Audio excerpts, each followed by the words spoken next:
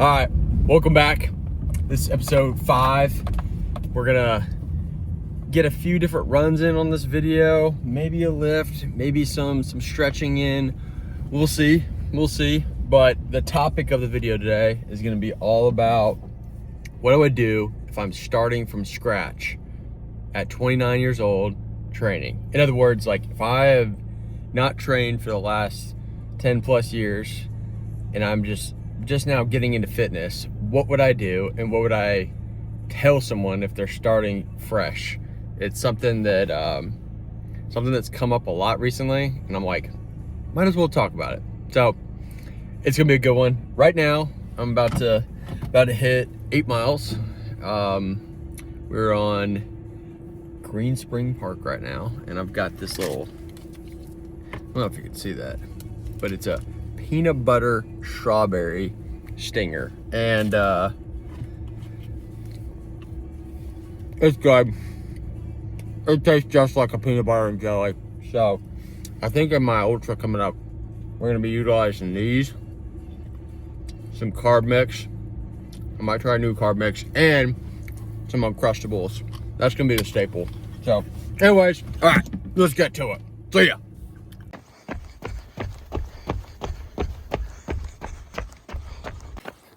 All right, first things that come to mind when I think about what I would do if I had to start all over right now, what I would tell someone if they were starting fresh with their fitness journey. First thing is I would make it fun. Do everything in my power to make what you're doing, whether that's running, biking, lifting, or a combination of all three, swimming, whatever it is. If it's not fun in some way, it doesn't have to be like the most pleasurable thing in the world, but like it needs to be at least a little bit fun, a little bit. But like you think about every person that's like really good at something or like is super passionate about something, you know, why are they passionate? One of those big reasons is because they find what they're doing to be fun. They actually enjoy it. So yeah, somehow gamifying fitness, making it fun, making it something you look forward to is a big piece.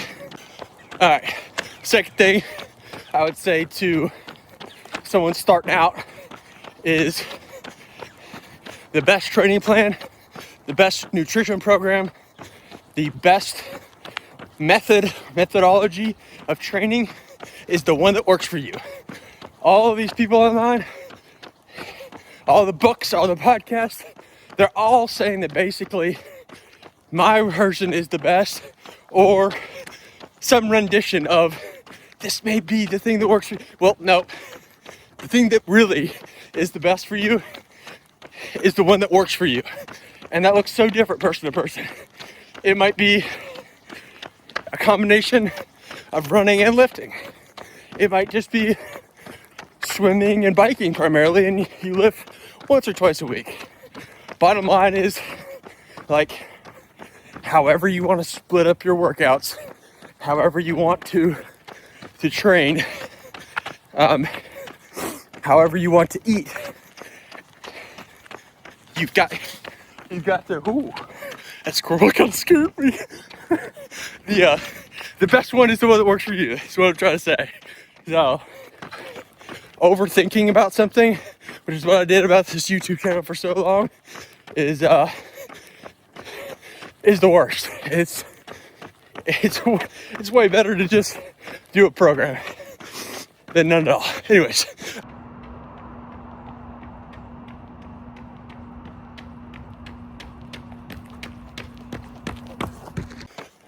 All right. Third and final point on what I would do, what I would focus on if I'm starting from scratch is I would bring in community. I'd bring in other people. I'd bring in some kind of accountability into the picture. Whenever you have other people along the ride for your journey, it just makes it so much more bearable. Like, that's one of the fun parts about YouTube, to be honest, is like I followed so many different creators that have like helped me or given me different points of knowledge throughout my journey, and it made it more fun, but it also like really helped me progress. So yeah, doing that, finding something on YouTube like this, but more importantly, finding something in person, super important.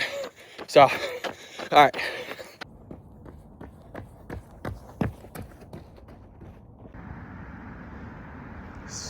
Solid run.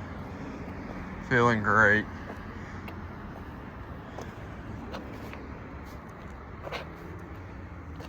It was a little high, especially for how cold it is, but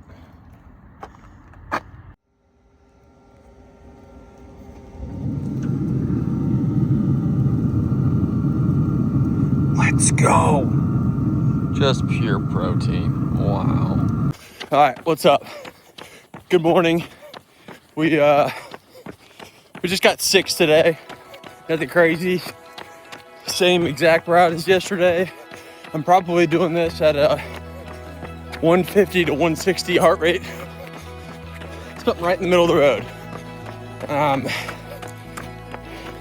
One of the big things I'm trying to do right now is just be more consistent with this. Recording stuff as it happens, being natural with it. But another thing is we've got a huge race coming up. So get a log miles, get ready for it.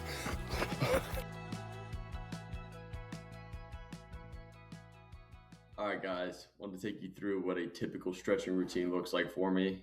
In total, the time this routine takes me is about 15 to 20 minutes. There's 5 different exercises here that I'm doing each for about 30 seconds to a minute.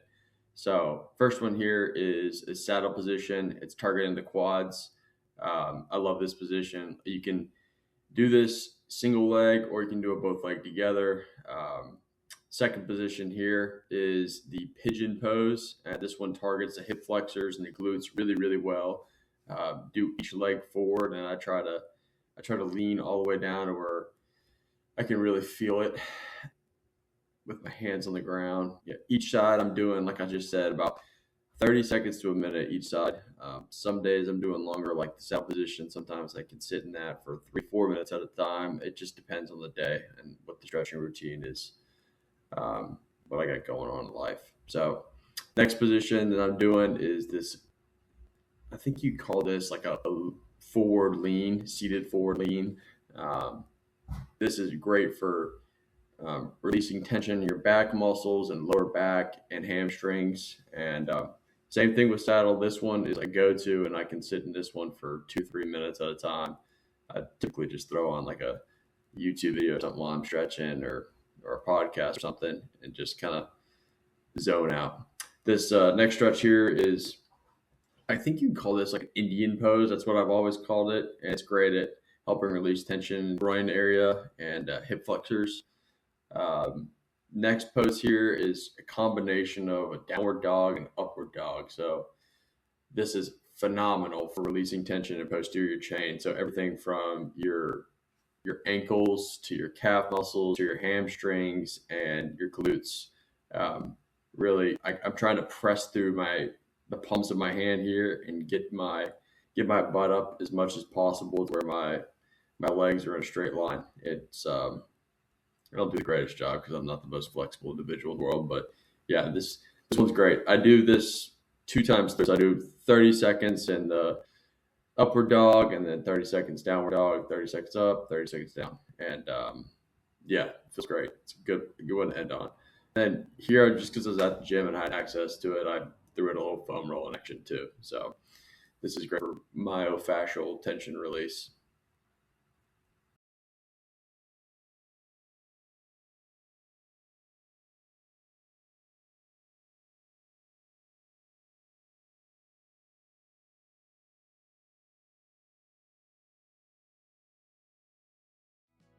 All right, it's a very moist day.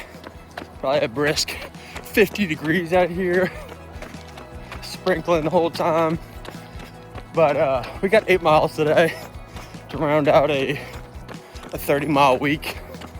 That was one down there. And this one is gonna be a little bit of a progressive run. So I'm just gonna try to pick up the pace each mile by about 15 seconds or so. So that first mile was at 9:30, and we're just gonna creep on down. Next one, 9:15, 9 minutes, 8:45. Doing 8 total, so see what I got. All right, that's 5 down. That lap was right at 8:30, so we got 3 more at 8:15, 8 minutes, and 7:45. Let's go. All right, a couple of final thoughts on, what I would do if I was starting training all over again. There's 3 things I talked about at the beginning of the video, and then there's, I would say, a plethora of other things that are very important, but I would put them as even just one tier below. Sleep, in my opinion, is the most beneficial training aid that you could possibly add. You get good sleep, your entire life elevates. Everyone knows this already, speaking of the choir. And then hydration. You don't have to buy any fancy electrolytes necessarily. If you want to, because they taste great, like me, cool, do it. But just getting in a good bit of sodium, potassium, and enough water every day, that's all you can ask. We're done recording for now. Time to grind these last 3. All right, just got done with the run. Solid 8-mile run today. It was 8 miles at 1 hour, 9 minutes, 8 seconds at a 8:38 minute per mile pace. Started off the run at a 9:30 mile and shaved 15 seconds off of my mile pace. So by the end, I was running a 7:45 mile. Those progression runs are really fun to do. It's super easy to keep track of the workout in your head. You don't have to come up with something fancy, but it's very effective too. So anyways, the things that I was thinking about towards the end of that run were, you got those 3 foundational pieces that I talked about earlier in the video. When it comes to training, you've got to do it with other people. You've got to have some accountability, some community. You've got to, the best program is the one that really works for you. So there's no like gold standard programming, or the one that's going to be the most effective is the one that like works with your schedule, works with your body type, works with your workout history, works with your injury profile. Like, the best program is the one that works for you. And then the third thing I talked about at the beginning was to make the training fun. And that one's just super important too, because you have to kind of gamify it. You have to do the Strava stuff that makes you happy. Do the bike workouts, or the swimming workouts, or like just somehow even playing basketball. That could count as a workout. Like doing things that are fun makes it more likely that you're going to do the training long term. The 2 other pieces that I was thinking about on the run were sleep and hydration, and I would put those right there near that top tier, because without both of those things, especially sleep, it doesn't matter if you make it fun, if you have the best programming, and if you have people around you. Like, it's gonna stink. So I think I would prioritize those things as well. Get 7 to 9 hours every night. Got to. If you can't figure it out, go to bed earlier, start waking up early for a few days, and it'll get your system going. When it comes to hydration, just drinking more water than what you think is necessary is a good start, and then starting to track the specific ounces of water might be a good thing to do over time. All right, I'm rambling now. I'm loving doing YouTube. This is the end of episode 5. It's crazy that this is 5 episodes already, and I feel like we've made a lot of progress, and I'm getting somewhere with this. So let me know.